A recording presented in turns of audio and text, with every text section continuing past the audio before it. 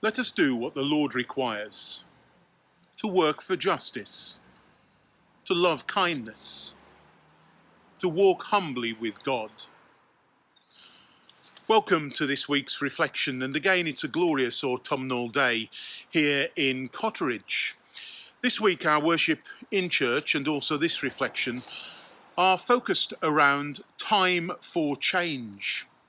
This is a special Sunday being observed by churches in Birmingham and beyond, focusing on racial injustice and on our need to repent, the need to reconcile, and the need to restore community.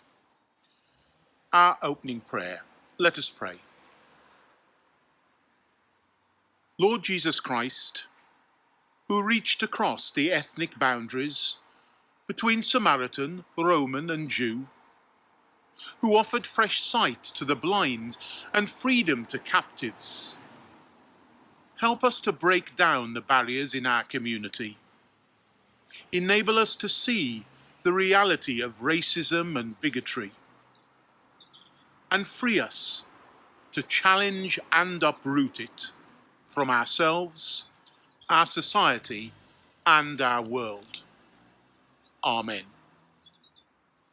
I'm a member of the National Trust, and this week I did something that I haven't done before, and that was to cast a vote in the election for members of the Council of the National Trust.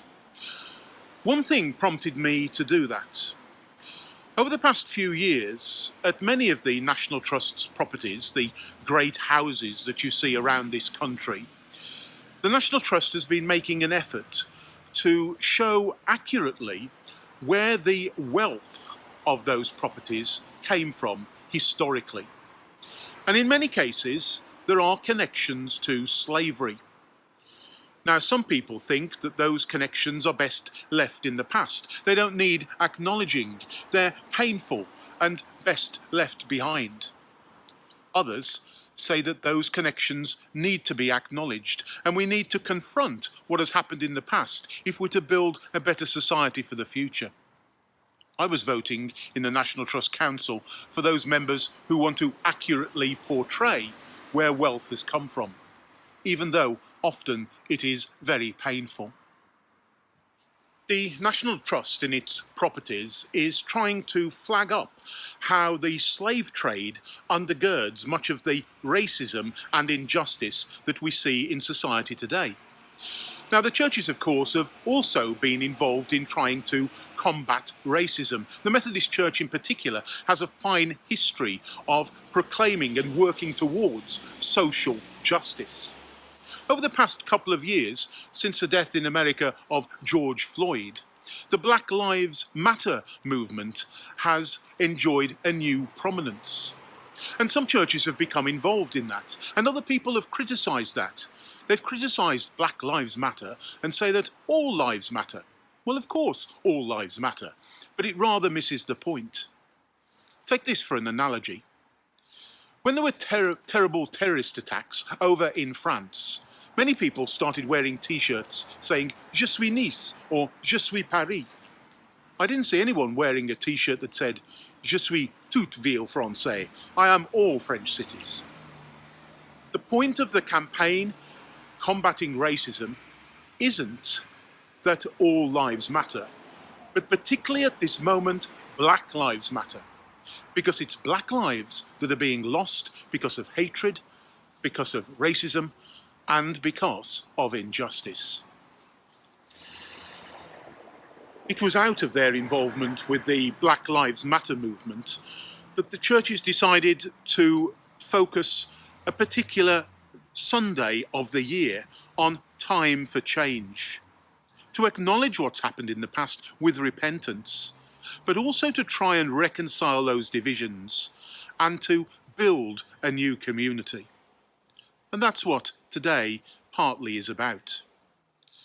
Some people say churches shouldn't be involved in what they see as politics, but politics is really about all of our daily lives.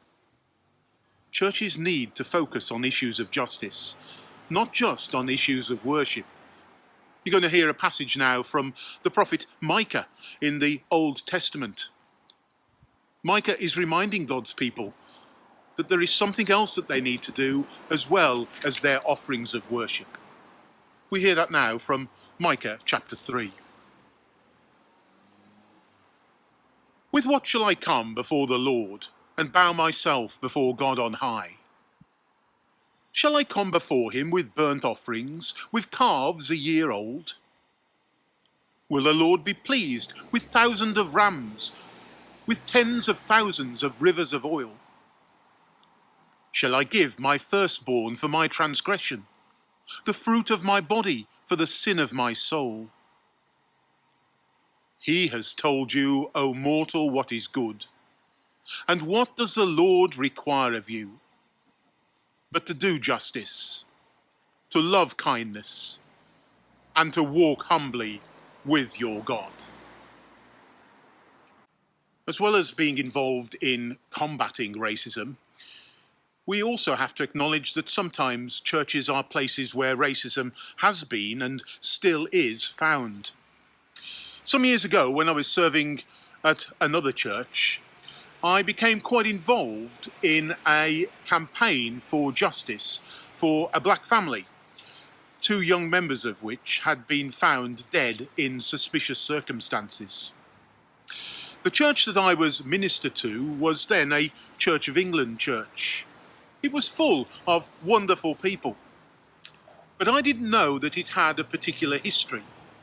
Because when I was involved with the family, whose origins were in Jamaica and who had first come to these shores as part of the Windrush generation, they told me that that very church was one of the places where, when they turned up on their first Sunday in that particular community, they were told, the black church is down the road.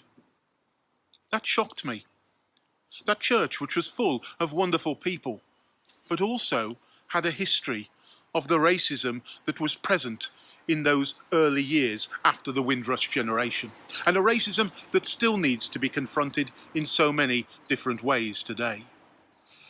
We need then to acknowledge the failings of the past. We also need to acknowledge the failings of the future. We need to learn from them and build a new community. A community where we respect the history and the heritage of all people. What can we do as individuals?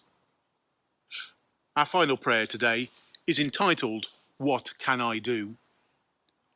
And it's written by Jean Burrows, who's a member of Hutton and Shenfield Union Church, and I've taken it from the URC Prayer Handbook for next year, 2022. Let us pray.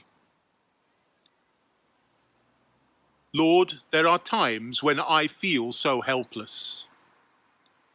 I see injustice in all its ugly guises. Our failure to listen to the voices which cry out. The people too often unheard and ignored. I realize I am privileged. I have a roof over my head, and I don't go hungry. What can I do? You see my heart. You know I want to make a difference, help change the world. But I don't know where to start. So I do nothing. Lord, help me, and others like me. Do something. Start somewhere. Let us listen for those who are not heard. Use our lips to cry for justice. Look and see and question and challenge. Until together we have changed the world. Nothing less will do.